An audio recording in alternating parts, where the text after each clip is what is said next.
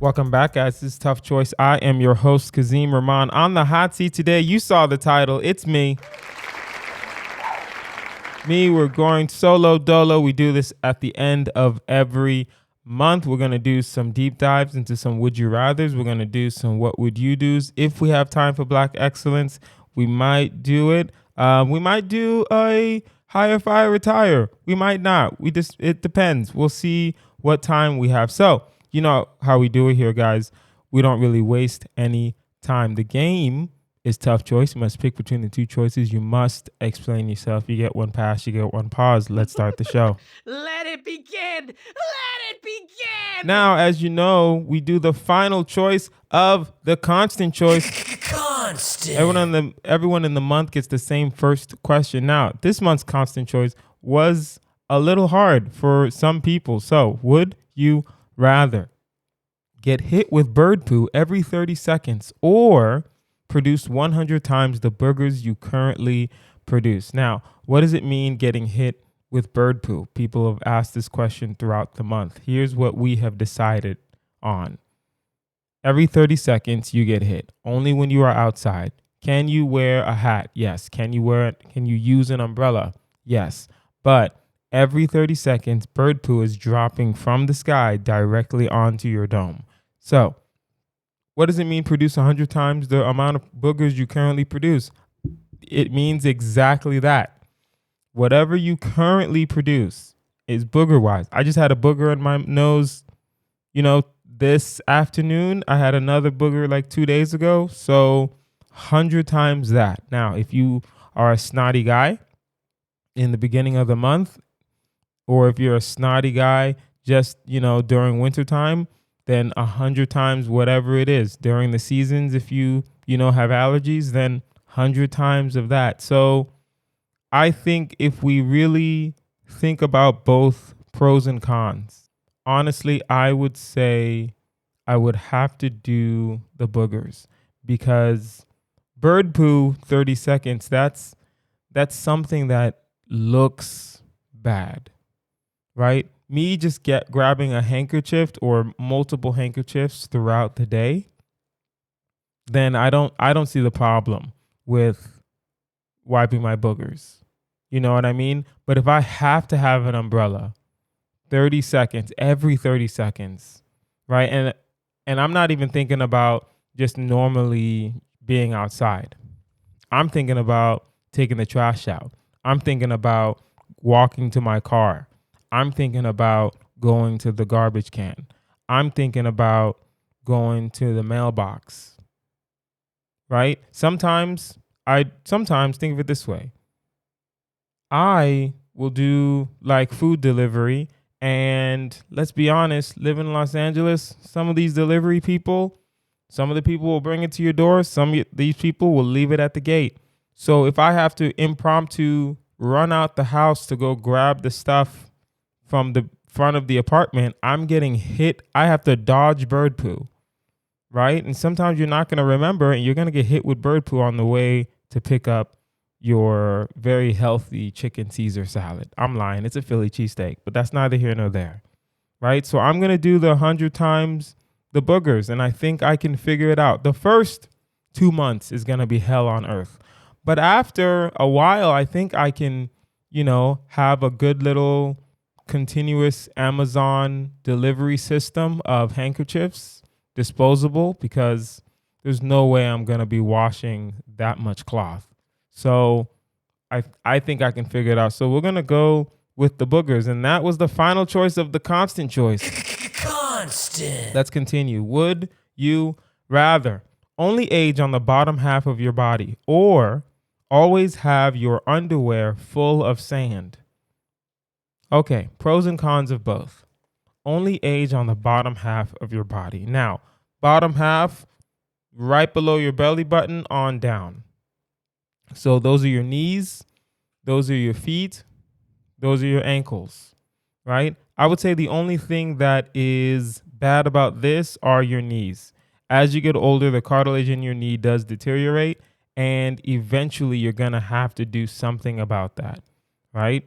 So I've seen some jacked 80-year-olds, right? But I'm pretty sure they've also gotten surgery in their knees. Having my underwear full of sand, I can't think of any pros. I can think of cons. So your underwear full of sand, you're gonna be chafing. You're gonna be your dick is gonna be irritant. Your balls are gonna be irritated, right? And I know some of you are thinking, well, maybe I can just go without. Maybe I can just go commando. You know what it means. You can't go commando. If you naturally go commando, then okay. But if you don't, then your underwear is full of sand. Most people are well-adjusted human beings and they wear underwear as they should. So we're not going to allow you to just go commando just because you don't want to have underwear full of sand.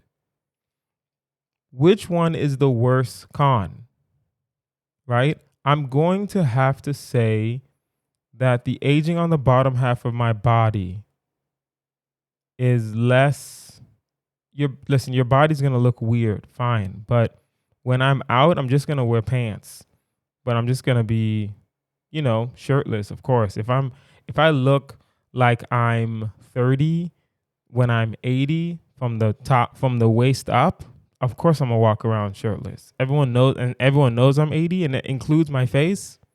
Yo, come on now. I'm going to do the bottom half. I'm just going to, save up for my surgeries for my knees and be okay. I don't see a really big problem with only aging on the bottom half of your body unless I'm missing something, but I don't think I'm missing anything. There's a con of your knees, but the con for the sand in your underwear, that's even worse. So I can't just be out here with sand in my underwear. That doesn't make any sense to me. Would you rather listen to a recording of your parents talking to a sex therapist or discover your significant other has been sending your nudes to their friends in a group chat? Both of these are one time. I'm trying to think. Listen to a recording of my parents talking to a sex therapist. That can be traumatizing, just in case. I don't know. Do you really, honestly, do your parents have like kinks? Do your parents have anything weird with them? Right? And no one really knows and no one wants to know. So that can be traumatizing. That would be a 50-50 kind of thing. It can either be just normal conversation or it can be really traumatizing. Or, you know what I mean? Or you're just going to be like disappointed in one of your parents. Right now, discover your significant other has been sending your nudes to their friends in a group chat. That can also be traumatizing depending on what kind of conversation it is. If it's like a celebratory conversation, then okay. But if it's like a look at this trash he's sending me, then I mean, honestly, I wouldn't have a significant other anymore, honestly, right? I would need to know the context of the conversation. And because context is not in the question, I'll just do the parents sex therapist thing because I mean, listen, I'm an adult now. It's going to be traumatizing a little bit. Do my parents know that I'm doing this? No. Right? Does my significant other know that I've discovered? No. So both of these are my own personal thing. So I would say I'm going to be hanging around my significant other's friends more than I would be hanging around my parents. I would talk to my parents more than I talk to my significant other's friends, but I would hang around my significant other's friends more than I would hang around my parents, right? Me and my parents don't live in the same city. So it's more of a phone conversation than a in-person hangout. So I'm going to do the sex therapist. It's going to be traumatizing either way, but I can't look my significant other's friends in the face when, you know what I mean? Like if a group of women know, if I know that a group of women have seen me nude, I don't know. Honestly, it would, if I really think about it, it would depend on how in shape I am at the time. If I'm just gonna be vain, if I'm jacked, then I don't care. If I'm a little chubby, if I've, sometimes you don't eat the way you should be eating. So, I'm a little soft around the edges, right? If I'm cut, then yeah, share with whoever you want to share with. We still not together no more, but share with whoever you want to share with.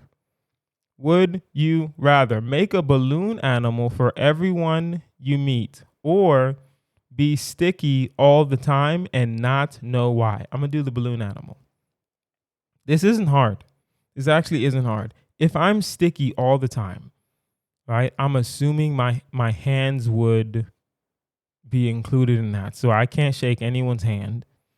And if I'm sticky, I'm pretty sure I'm going to look sticky. You know what I mean? Did everyone, like, imagine, we've all seen people that just look like they're sticky, and it doesn't look cool, and it doesn't look good, and it looks very unappeasing. At the same time, making a balloon animal, I have to carry around one of those balloon things. I do have a friend. Shout out to Emily Browning. She'll be on this podcast soon.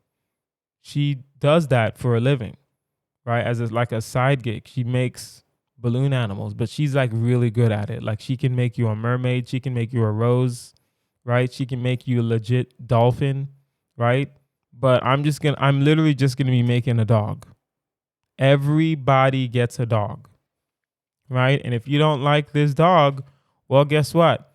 You're going to get this cat, and it's going to look like this dog, but I'm going to tell you it's a cat. And if you don't like this cat or this dog, then guess what? You're going to get this lion. It's going to look like the cat and the dog, but I'm going to tell you it's a lion. So I would say, what is more annoying to the general public?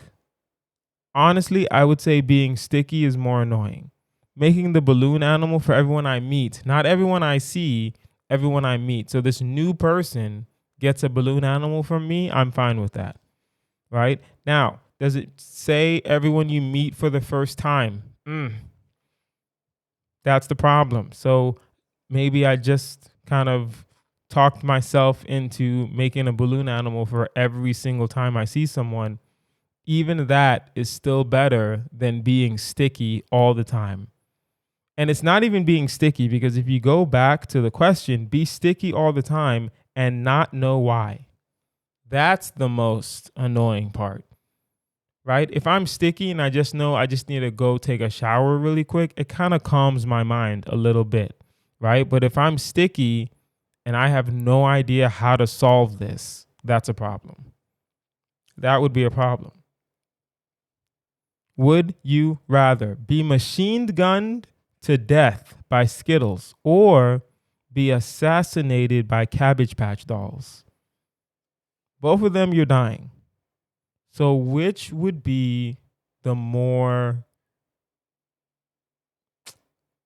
how do I say this? Which would be the cooler death? No one wants to die, of course not. But which is something that I can go back to my family? Well, I wouldn't be going back. I would be dead. Which is something that I could have someone go to my family and tell them, listen, Kazeem is dead. And they're all crying, right? They're going to be like, no, that's not true.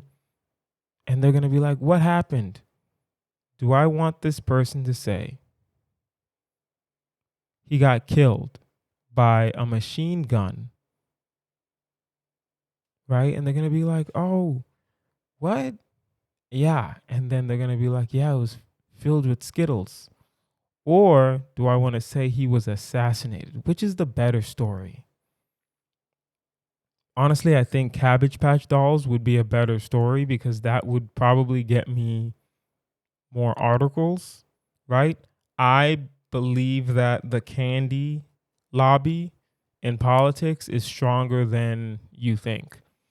You know what I mean? Because there is a ban in California on certain chemicals that are in Skittles, and I don't know the name of the company that owns Skittles, but let me tell you, they went insane on every government official in California. They were taking out articles, they were publishing like news reports, like it was getting a little crazy. So I think Skittles is more powerful than you think, right? So if I got killed by some Skittles, they would crush that story immediately. But if I got assassinated, it literally, if the headline said he got assassinated by Cabbage Patch Dolls, there would be more questions than answers. And that story would never die. Machine Gun by Skittles, you can kind of close your eyes and imagine it, if that makes sense. Right? Skittles are still small, yes, but Machine Gun, it's still gonna hurt if you get literally shot by a Skittle. If I threw a Skittle at you from far away, if I threw it pretty hard, it would still hurt you a little bit. Now imagine that at the speed of a gun. Yeah, right? It's still hard candy. So I can imagine someone get machine gunned by Skittles and dying.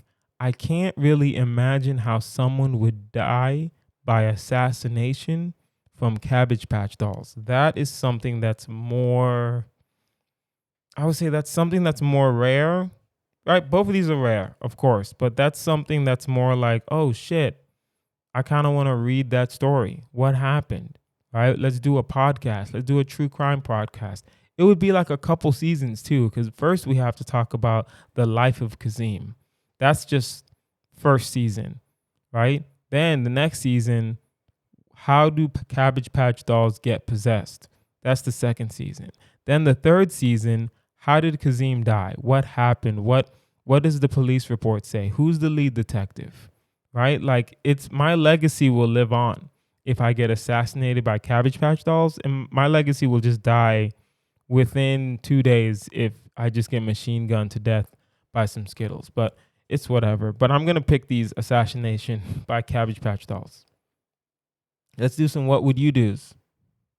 There's a dodgeball tournament coming up, and the prize is $250,000. You have never played before, but think you can assemble a team in time. What do you do? I have played dodgeball before. I love dodgeball, if I'm being for real, right? So if 250,000 is on the line, how big is my team, right? Because I need to know how big my cut is before I start making plans. If my cut is small, I'm just going to get my friends, right? We're just going to have some fun. If it's going to be just like 4 people, bro, I'm going to go to some baseball, little league tournaments. I'm going to recruit some kids that can chunk a ball at 100 miles an hour, right? Is he using steroids? Who cares? My friend is actually a guy that coaches baseball. So I'm going to go to him and be like, listen, I need some of your fire pitchers, right? Because I need people that are accurate and fast. And then I would talk to those people's parents and be like, listen, $250,000, right? Let's win this money, easy money. And it's just an afternoon, that'd be quick. That'd be easy money. If it has to be like a team of 10, honestly, I'd probably just get my friends to have fun, right? All right. You fall asleep during a class trip to the History Museum and wake up after it closes. You can't escape or call for help, and the exhibits are coming alive. What do you do? I go hide. When does it close? Museums usually close around like 8. Right? And they open around like 10. I'm going to go hide, right? Now, do the exhibits know that I'm there? If the exhibits know that I'm there, I'm going to probably be running around, right? I'm not going to get any sleep that night. If the exhibits don't know that I'm there and I notice some of them are coming alive, I'm going to run and go hide in someone's office. Simple as that. This is not that hard. These are kind of the easiest what would you do's we've done in a very long time. You're the captain of an oil tanker and your ship was just torpedoed in the Gulf of Oman. If you don't know where the Gulf of Oman is, basically think Saudi Arabia. It's the ocean to the right. Okay? If you abandon ship, all the oil will spill out and cause a massive environmental disaster. What do you do? I'm abandoning ship. These are simple. These are actually easier than I thought. If Come on, guys. Let's really think about this now. First of all, the world's going to end sooner or later, right? And should I die with the ship and save the environment, or do I live to tell my story, right? Do I live to tell my story in a book, still save the environment? Here's what I'll do. I will let the ship go down, right? Yes, an environmental disaster. Yes. But I will write a book and I will give 10% of the proceeds from my book to help the people affected in the environmental disaster that happened in the Gulf of Oman. Right? Kazeem Rahman for Oman. That's what it'll say. I'm going to get a whole PR team. Please. Are you serious? Because first of all, you already know I'm about to sue. I'm about to sue every company involved in this oil tanker, because why are you guys letting me get torpedoed? You know what I mean? Now, do other people die with the ship? This doesn't really matter because I'm still jumping ship, but I just want to know how I should position the book. Am I the lone survivor, or am I the person that led a team of people off the ship so we could am I the lone survivor or am I the hero? You know what I mean? Either way, I'm jumping the ship. Last one. You're supposed to meet your significant other's parents this weekend, but after digging into their family tree, you discover that their entire family is werewolves. What do you do? I don't think she's my significant other no more. Honestly, I mean, okay. If I'm breaking it down, there are 3 factors. Is she also a werewolf? Does she know that I know? And how cute is this girl? Right? Is she also a werewolf? If she's also a werewolf, relationship is over. If she's not a werewolf, then okay. Right? Are they the kind of werewolves that don't have self-control? Right? If her family is the type of werewolves that will kill you and eat you, then maybe not. How do I know this? I don't know. It's going to get brought up. I'm going to say something like, hey, you know your family werewolves, right? Right? First of all, why am I able to Google her family like this? Right? This is a problem. That's another podcast on another episode on a whole nother network of why am I able to Google families and find out that they are werewolves. That shouldn't be any of my business, right? I should have just been able to show up and die. That's what I'm saying. But if this girl is cute enough, I might stay. I might give it another month just to see if we can work out, right? You know what I mean? And then most likely we won't. I'm going to sit her down. I'm going to be like, listen, this isn't going to work out. You know what I mean? I can't live in fear of dying, right? I know you say you're not a werewolf, but you still have the werewolf gene. You know what I mean? So maybe you don't, turn into a werewolf on the full moon, but if cause you know how LA girls be. If Mercury is in retrograde or something like that, then suddenly you will turn into a werewolf, right? Or maybe you're not a werewolf, but on a full moon you definitely have an attitude, right? I don't know. I'm pretty sure the relationship is over, but I'm gonna ask a couple questions just to make sure I'm not willing to give it a 3-month trial run. All right, that was what would you do? We need a sound effect for what would you do. We'll find one. Continuing, would you rather have a zombie as your roommate? No. Or have an occasional whack-a-mole pop out from your nostrils and ears that to be packed back in? Okay, I read that wrong. Have an occasional whack-a-mole that will pop out from your nostrils and ears and have to be popped back in. Oof. If I have a zombie as my roommate, I'm assuming there's only one of 2 things if you have a zombie as your roommate. Either the zombie is going to try to eat you and I need to tie them up, or it's going to be one of those zombies from a CW teenager show that it's like, oh, I'm a cool zombie, right? I have self-control. I'm not going to eat my friends, right? I'm just undead. If it's the second part, if it's like the latter, right? If it's one of those cool new age zombies, then honestly, I'll take the zombie as a roommate. I think the whack-a-mole thing is gonna be an annoyance, but it's also gonna be weird when I'm talking to other people, right? Because if you've ever played whack-a-mole, if you've ever had a childhood, if you've ever gone to like Chuck E. Cheese, or in Texas, we have this thing called Celebration Station. I don't know if Dave and Buster's has whack-a-mole, but it's like one of those things where like they're popping out of nowhere and you don't know when it's happening. You don't know which hole is going to come out of. So, I'm having I'm having an important meeting with like Netflix or HBO, right? Maybe NBC, right? And then suddenly a mole comes out of my nose and I have to be like, oh, excuse me. Sorry. That happens, right? And sometimes it's a mole that'll only happen like once an hour, and then sometimes it's a mole that's going to happen 4 times in 30 minutes. So, yeah, that's too it's too unpredictable with the whack-a-mole. But the zombie I can figure out, no matter which type of zombie, right? If it's the roommate zombie that's gonna try to kill me, then you get your chains, right? I'm probably gonna have multiple locks on my door, right? I need a sword. I need to take some mixed martial arts classes. You know what I mean?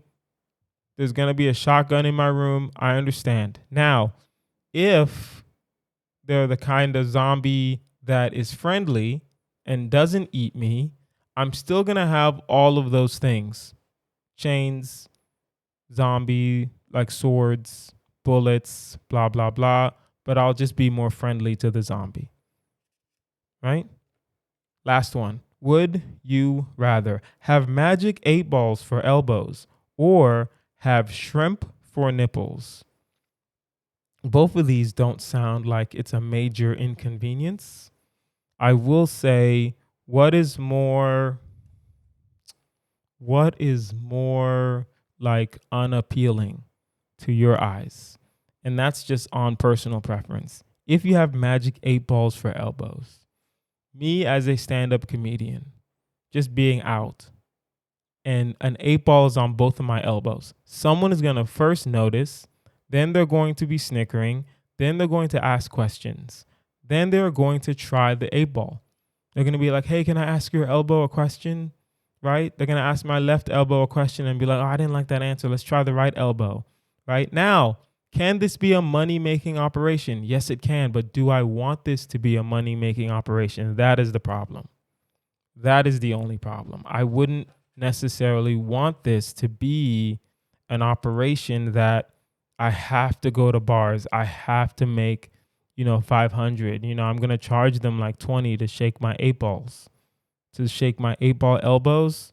Ugh, I'm going to have to get a t-shirt that's going to be like, shake my elbows, see what happens at Kazeem Comedy. You know what I mean? On the back, it's going to say tough choice. Don't worry about it. I'm always going to be promoting the pod, of course. But if I have shrimp for nipples, I think that'd be an easier life, right? Because I don't walk around with my shirt off yet. I'm not jacked. As soon as I get jacked, shirt's coming off. But right now, you know what I mean? I just walk around normal with a t-shirt on and no one's going to really notice. I'll wear like a thicker t-shirt, right? The shrimp, are they alive? No, let's not be weird with it. That's going to be a little too weird. Shrimp for nipples, like raw shrimp are your nipples. I'm going to do that, right? I will say this. If it was 8 ball on one elbow, I would have done that.